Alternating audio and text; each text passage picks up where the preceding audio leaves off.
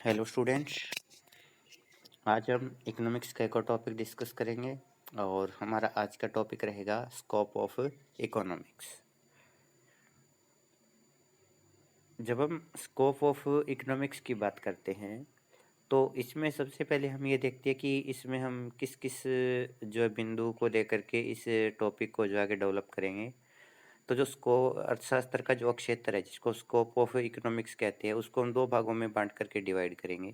सबसे पहले इसमें हम ये देखेंगे कि जो अर्थशास्त्र है उस अर्थशास्त्र की विशेष सामग्री क्या है, यानी उसका सब्जेक्ट मैटर है वो क्या है। और दूसरा इसमें हम ये देखेंगे कि जो इकोनॉमिक्स है उसकी सीमाएं क्या है, यानी हम इसकी लिमिटेशंस को इसमें डिस्कस करते हैं। तो स्कोप ऑफ इकोनॉमिक्स के अंदर हम इसकी सब्जेक्ट मैटर को देखेंगे और दूसरा इसकी लिमिटेशंस को देखेंगे। तो आइए शुरू करते हैं। सबसे पहले हम इसकी विशेष सामग्री से।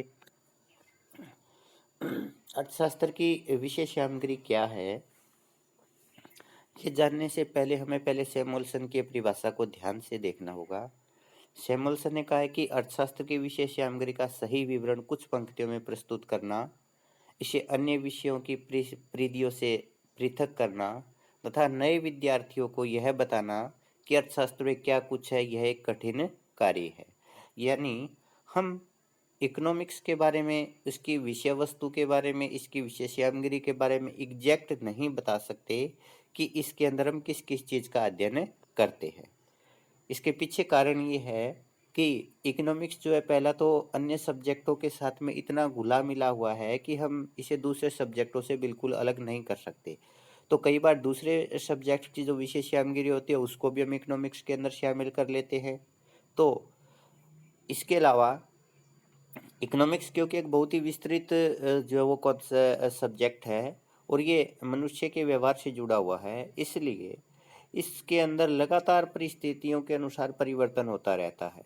तो इसलिए इकोनॉमिक्स की जो विशेष सामग्री है, इसका जो सब्जेक्ट मैटर है उसे एक बाउंड्री के अंदर बाउंड करना या लिमिट करना, उसको बांधना जो है काफ़ी मुश्किल कार्य है।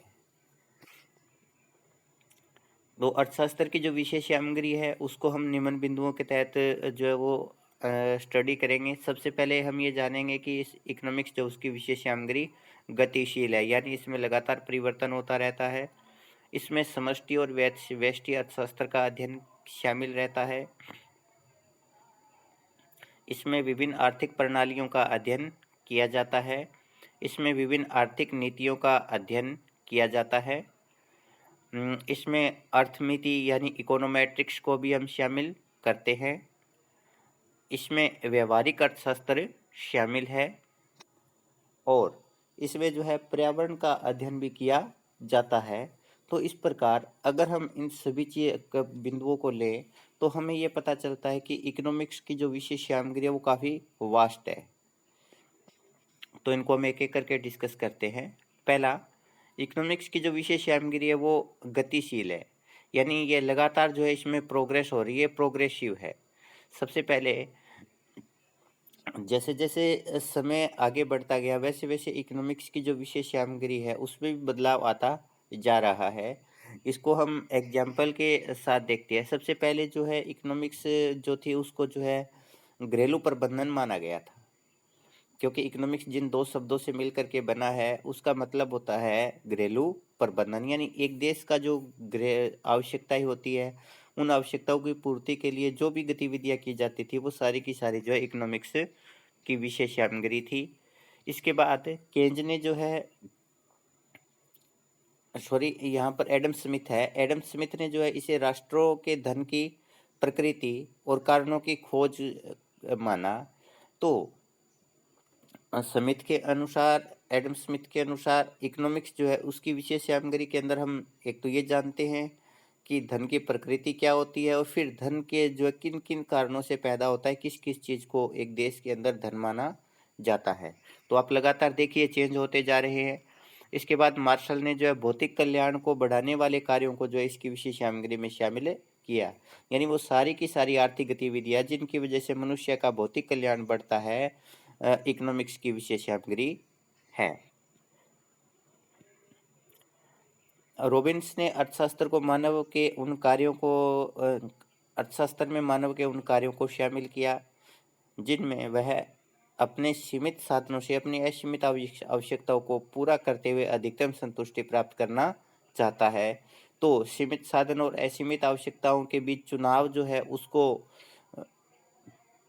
रॉबिन्सन ने जो है इकोनॉमिक्स माना है। तो यही जो है इकोनॉमिक्स की विशेष सामग्री बन जाता है कि इकोनॉमिक्स के अंदर हम ये अध्ययन करते हैं किस प्रकार से हम अपने सीमित साधनों से असीमित आवश्यकताओं को पूरा कर सकते हैं।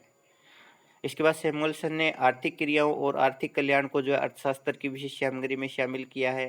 यानी अर्थशास्त्र के अंदर हम वो सारी गतिविधियों का अध्ययन करते हैं जिनका संबंध आर्थिक कल्याण से और आर्थिक क्रियाओं से है। आर्थिक क्रियाएं कौन कौन सी होती है? उत्पादन से संबंधित क्रियाएं, उपभोग से संबंधित क्रियाएं, निवेश से संबंधित क्रियाएं, वितरण से संबंधित क्रियाएं। इन सभी क्रियाओं का अध्ययन जो है इकोनॉमिक्स में किया जाता है।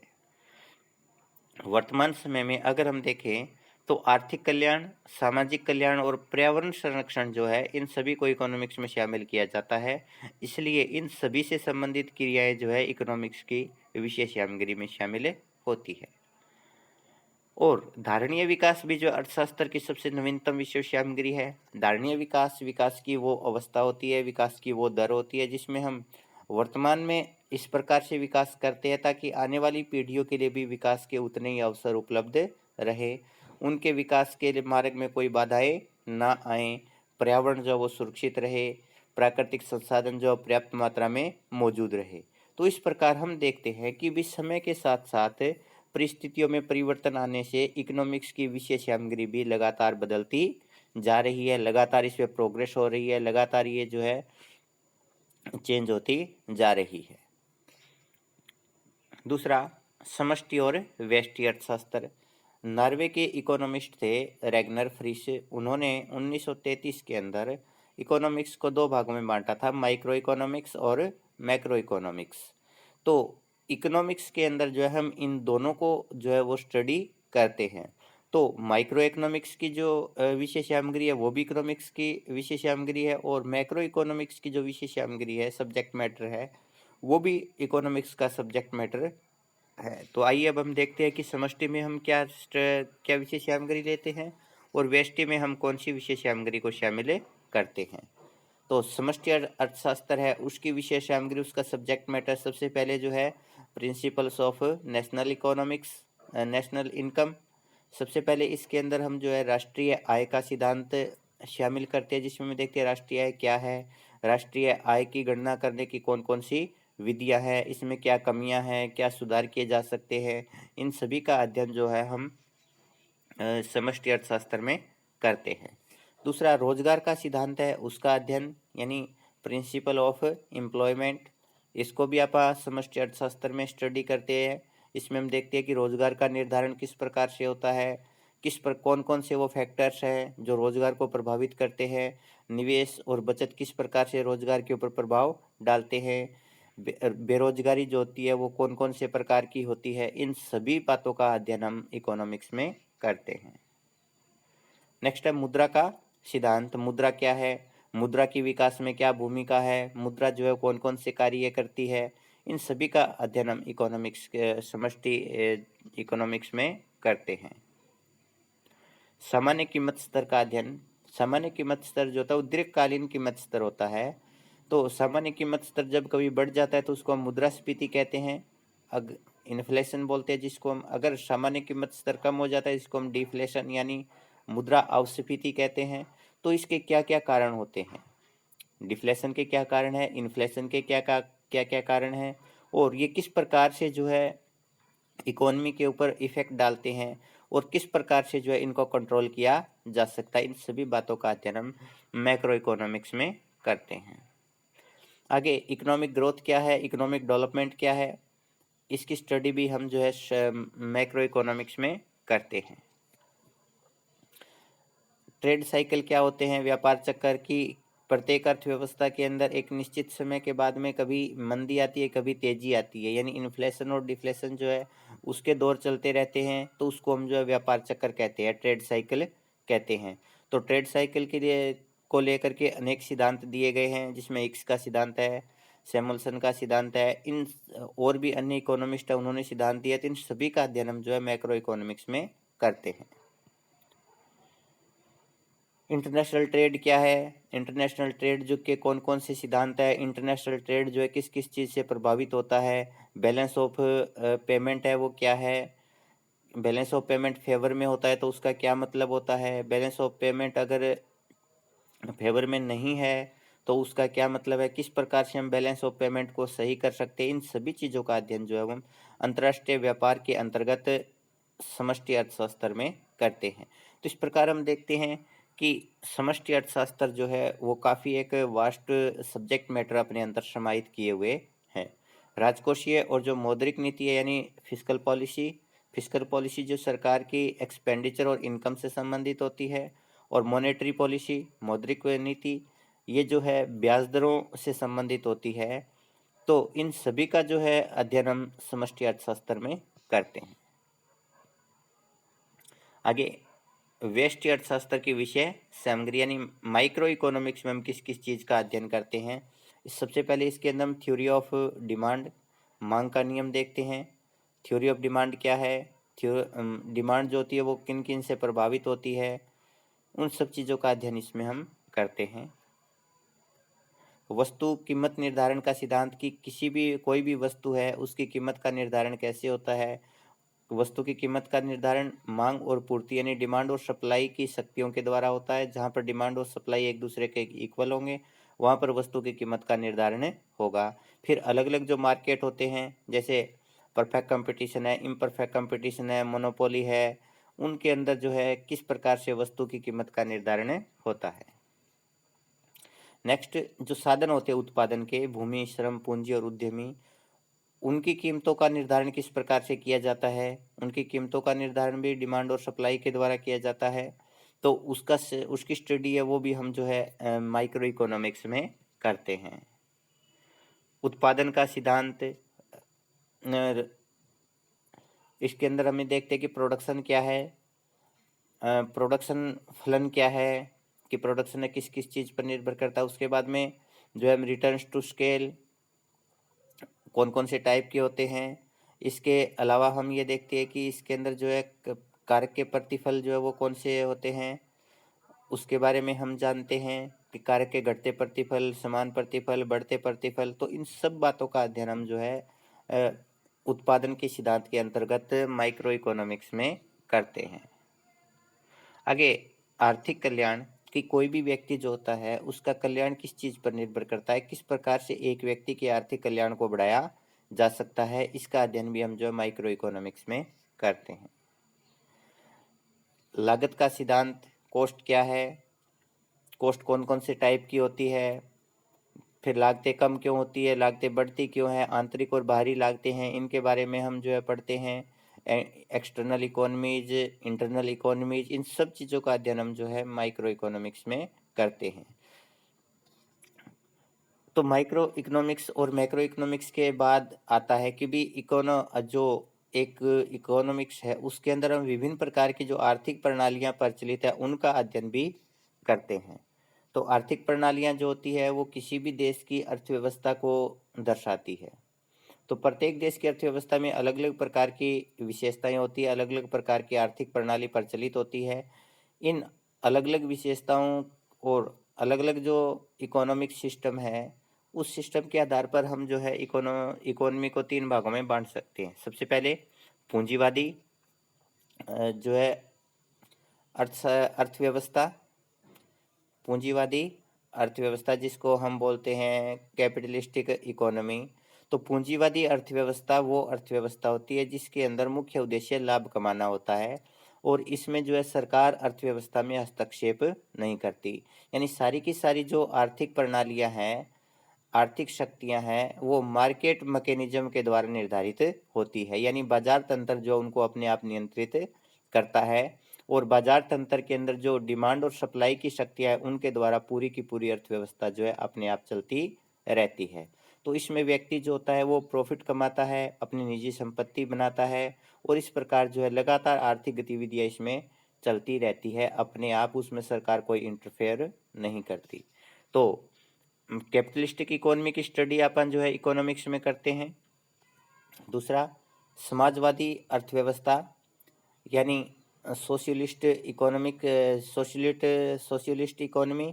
तो समाजवादी अर्थव्यवस्था वो अर्थव्यवस्था होती है, वो प्रणाली होती है जिसके अंदर सारी की सारी आर्थिक गतिविधियों के ऊपर समाज का, समुदाय का या सरकार का नियंत्रण होता है। वहाँ पर जो अर्थव्यवस्था की आर्थिक गतिविधियाँ है उनका मुख्य उद्देश्य समाज कल्याण है। तो यहाँ पर व्यक्ति को निजी संपत्ति की आज़ादी नहीं होती, और यहाँ पर जो भी प्रोडक्शन किया जाता है, जो भी आर्थिक गतिविधियाँ होती है, सभी का उद्देश्य जो है लाभ कमाना नहीं होता बल्कि सामाजिक कल्याण होता है। तो इस प्रकार समाजवादी जो अर्थव्यवस्था है उसका अध्ययन भी हम जो है इकोनॉमिक्स में करते हैं। मिश्रित अर्थव्यवस्था यानी मिक्स्ड इकोनॉमी वो इकोनॉमी होती है जिसके अंदर कुछ गुण तो कैपिटलिस्टिक इकोनॉमी के होते हैं यानी पूंजीवादी अर्थव्यवस्था के होते हैं, और कुछ गुण जो होते हैं वो सोशलिस्ट इकोनॉमी यानी समाजवादी अर्थव्यवस्था के होते हैं। जैसे कोई भी व्यक्ति निजी संपत्ति बना सकता है, लेकिन सरकार का अर्थव्यवस्था के अंदर हस्तक्षेप है। अब निजी संपत्ति बना सकता है तो ये पूंजीवादी अर्थव्यवस्था है, सरकार का हस्तक्षेप है ये समाजवादी अर्थव्यवस्था है। तो आज अगर देखा जाए तो ज़्यादातर जो इकोनॉमी जो मिक्स्ड इकोनॉमी जी है, प्योर कैपिटलिस्टिक इकोनॉमी नहीं मिलेगी आपको, प्योर सोशलिस्ट इकोनॉमी आपको नहीं मिलेगी। तो मिक्स्ड इकोनॉमी के अंदर किसी में जो है ज़्यादा झुकाव पूंजीवाद की ओर है, किसी के अंदर ज़्यादा झुकाव जो है वो समाजवाद की ओर है। तो भारतीय अर्थव्यवस्था है वो भी पूंजीवादी अर्थव्यवस्था है। प्रारंभ में जब भारत स्वतंत्र हुआ था उस समय भारतीय अर्थव्यवस्था का जो झुकाव था ज़्यादा समाजवाद की ओर था, यानी अर्थव्यवस्था के अंदर सरकार का ज़्यादा हस्तक्षेप था। लेकिन अब धीरे धीरे जो है निजी क्षेत्र का महत्व बढ़ता जा रहा है, यानी धीरे धीरे हमारी जो इकोनॉमी है उसके अंदर जो है कैपिटलिस्टिक एलिमेंट है वो ज़्यादा आता जा रहा है। तो इन सभी की विशेषताओं का अध्ययन हम जो है इकोनॉमिक्स के अंदर करते हैं। नेक्स्ट, आर्थिक नीतियाँ। अर्थशास्त्र के अंदर जो विभिन्न प्रकार की आर्थिक नीतियाँ बनाई जाती है उन सभी आर्थिक नीतियों की विशेष सामग्री को इसमें शामिल किया जाता है। आर्थिक नीतियाँ कौन कौन सी हो सकती है? राजकोषीय नीति है किसी भी देश की, राजकोषीय नीति यानी फिस्कल पॉलिसी, इस देश के अंदर टैक्सेशन सिस्टम आता है, सरकार का जो एक्सपेंडिचर सिस्टम है, सरकार व्यय करती है वो आता है। तो इन सब चीज़ों का अध्ययन हम जो है आर्थिक नीति के अंतर्गत करते हैं। मॉनेटरी पॉलिसी यानी मौद्रिक नीति है, तो मौद्रिक नीति के अंदर सरकार जो होती है वो केंद्रीय बैंक जो होता है, सेंट्रल बैंक है, उसके माध्यम से इनको लागू करती है। इसमें सरकार जो होती है वो साख का विस्तार करती है, यानी सप्लाई ऑफ मनी को बढ़ा सकती है, ब्याज दरों के माध्यम से सप्लाई ऑफ मनी को कम कर सकती है ब्याज दरों के माध्यम से। तो इसका मॉनेटरी पॉलिसी की पूरी जो स्टडी है वो इकोनॉमिक्स की विशेष सामग्री है, यानी इसका सब्जेक्ट मैटर है। कीमत नीति, कीमत नीति भी सरकार के द्वारा बहुत बार निर्धारित होती है, जैसे मिनिमम सपोर्ट प्राइस है। इसके अलावा सरकार जो है राशन कार्ड धारकों को जो है कम कीमत के ऊपर राशन उपलब्ध करवाती है, तो सारे की सारी जो कीमत नीति के अंतर्गत आता है। तो इसका अध्ययन भी जो है इकोनॉमिक्स में किया जाता है। आर्थिक नियोजन का अध्ययन भी किया जाता है, इकोनॉमिक प्लानिंग। आर्थिक नियोजन जो होता है अपने देश के जो पास मौजूद संसाधन होते हैं उन संसाधनों को ध्यान में रखते हुए एक देश की सरकार आर्थिक विकास के लक्ष्य को प्राप्त करने की कोशिश करती है। आगे अर्थनीति, इकोनोमेट्रिक्स, ये काफ़ी महत्वपूर्ण कॉन्सेप्ट है, और एमए के अंदर आप जाओगे इकोनॉमिक्स के अंदर तो उस समय आपको जो है इकोनोमेट्रिक्स एक स्पेशल सब्जेक्ट मिलेगा।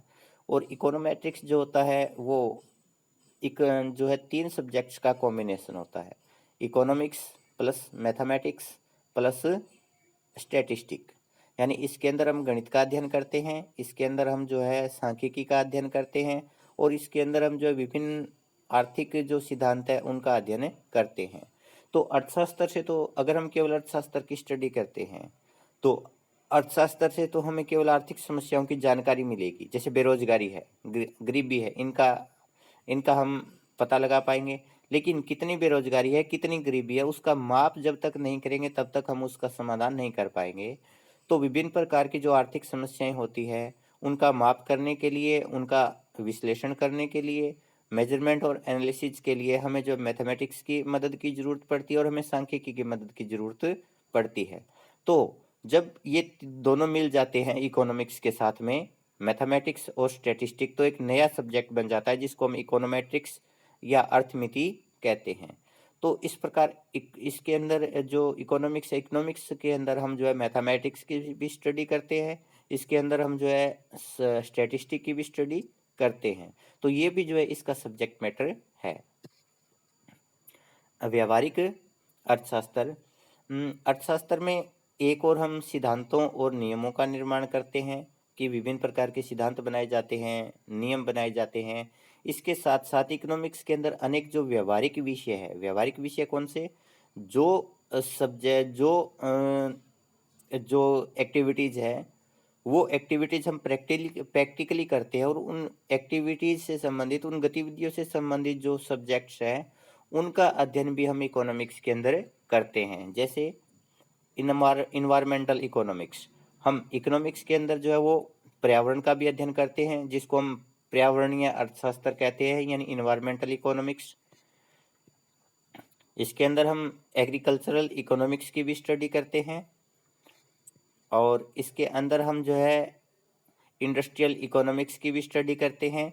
तो औद्योगिक अर्थशास्त्र है, कृषि अर्थशास्त्र है, पर्यावरणीय अर्थशास्त्र है, इन सभी के अंदर हम जो है इकोनॉमिक्स के अंदर इनके अध्ययन करते हैं। तो ये स्पेशल सब्जेक्ट है। एमए में अगर हम जाएंगे तो वहाँ पर हमें ये अलग अलग सब्जेक्ट मिलेंगे, जिसके अंदर जो है इन्वायरमेंटल इकोनॉमिक्स आप ले सकते हो, आप एग्रीकल्चरल इकोनॉमिक्स ले सकते हो, आप इंडस्ट्रियल इकोनॉमिक्स ले सकते हो। तो इस प्रकार से ये व्यवहारिक अर्थशास्त्र है, यानी प्रैक्टिकली हमारे जो सब्जेक्ट है, जो हमारे दिन रात के हमारी गतिविधियों से जुड़े हुए हैं, उन गतिविधियों का अध्ययन भी हम इकोनॉमिक्स के अंदर करते हैं। आगे है, ये तो इसका सब्जेक्ट मैटर था। विषय सामग्री थी कि इकोनॉमिक्स में हम किन किन सब्जेक्ट्स के अध्ययन करते हैं, क्या क्या इसका सब्जेक्ट मैटर है। अब हम इसकी सीमाएं जानते हैं कि अर्थशास्त्र जो है इसके अंदर कौन कौन सी कमियां हैं, कौन कौन सी सीमाएं हैं। तो अर्थशास्त्र बहुत ही विस्तृत सब्जेक्ट है, इसके अंदर लगातार जो वो चेंज होते जा रहे हैं, लेकिन फिर भी इसके अंदर जो कुछ कमियां भी है, इसकी कुछ सीमाएं भी है, जिनको आप अब देखते हैं। सबसे पहले, इकोनॉमिक्स के अंदर केवल मनुष्य की क्रियाओं का अध्ययन किया जाता है। इसके अंदर जो वनस्पति जगत है, जीव जंतु है, या जो निर्जीव एलिमेंट्स है, उनसे संबंधित गतिविधियों का अध्ययन नहीं किया जाता। तो ये एक इसकी सीमा है कि इसके अंदर हम केवल मनुष्य के व्यवहार का ही अध्ययन कर सकते हैं, बाकी और किसी का अध्ययन नहीं कर सकते। दूसरी इसकी सीमा है कि इकोनॉमिक्स के अंदर केवल हम विवेकशील या विचारवान जो रैशनल मनुष्य है, रैशनल मैन है, केवल हम उसी का ही अध्ययन करते हैं। जो अविवेकशील है, या जो मंद बुद्धि है, जो सोच विचार नहीं कर सकते, उनका अध्ययन इकोनॉमिक्स से नहीं करती।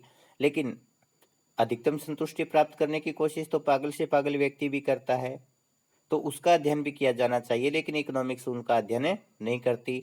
तो इकोनॉमिक्स केवल विवेकशील व्यक्तियों का ही अध्ययन करती है। तो ये भी एक इसकी सीमा है कि प्रत्येक मनुष्य का अध्ययन ये नहीं कर सकती। आगे, अर्थशास्त्र के सिद्धांत जो है अनेक प्रकार की मान्यताओं पर आधारित होते हैं। अब मान्यताएं जो होती है वो चेंज होती रहती है, जैसे ही कोई मान्यता चेंज होती है वैसे ही जो है सिद्धांत बदल जाता है। क्योंकि जब कभी भी इकोनॉमिक्स की हम कोई भी थ्योरी डिस्कस करते हैं, जैसे हम मांग का नियम डिस्कस करते हैं, तो मांग के नियम में क्या बताते हैं कि अन्य बातें समान रहने पर, जो अन्य बातें समान हैं वो इकोनॉमिक्स की मान्यताएं हैं। यानी हम इसके अंदर बहुत सारे ऐसे फैक्टर्स होते हैं जो किसी भी चीज को प्रभावित करते हैं। जैसे मांग का नियम है, मांग का सिद्धांत है, उसमें क्या है कि ये कीमत और मांग के बीच में संबंध को बताता है। तो इसमें हम कहते हैं कि भी अन्य बातें समान रहने पर यदि वस्तु की कीमत बढ़ेगी तो मांग कम होगी, अगर वस्तु की कीमत कम होगी तो मांग बढ़ेगी। इसका मतलब अन्य बातें वो प्रभावित कर रही है, लेकिन उनको हमने स्थिर मान लिया है, जबकि वास्तव में वो स्थिर होते नहीं है। तो इस प्रकार इसकी जो मान्यताएं हैं वो इसकी सीमाएं हैं। अर्थशास्त्र के नियम जो होते हैं वो स्थिर और सार्वभौमिक नहीं होते, परिस्थितियां बदलने पर उनमें परिवर्तन आ जाता है, और उतने कांस्टेंट नहीं होते जितने नेचुरल साइंस के नियम होते हैं। जैसे मांग का नियम है कि भी कीमत कम होने पर मांग बढ़ेगी, लेकिन जरूरी नहीं, कुछ अवस्थाएं ऐसी हो सकती है जिसमें कीमतें भी कम हो रही है लेकिन मांग भी नहीं बढ़ रही, जिसमें मंदी की स्थिति होती है। तो जब कभी भी मंदी आती है तो उस अवस्था के अंदर हमें देखने को मिल रहा है कि भी एक तरफ कीमतें भी कम हो रही है लेकिन उसके साथ साथ मांग भी नहीं बढ़ पा रही है। तो अर्थशास्त्र के नियम उतने अटल नहीं है, उतने दृढ़ता से लागू नहीं होते। अर्थशास्त्र विवाद रहित नहीं है, मतभेद रहित नहीं है।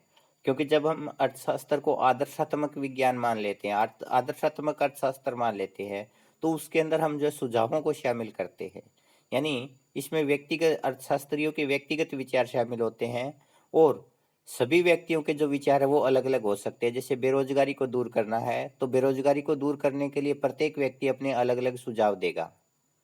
तो इस प्रकार से अर्थशास्त्र जो होता है उसके सिद्धांतों को लेकर के, उसके नियमों को लेकर के विवाद लगातार बना रहता है। और ये कहावत है कि जहां 5 अर्थशास्त्री इकट्ठे होते हैं वह 6 विचार निकल करके सामने आते हैं।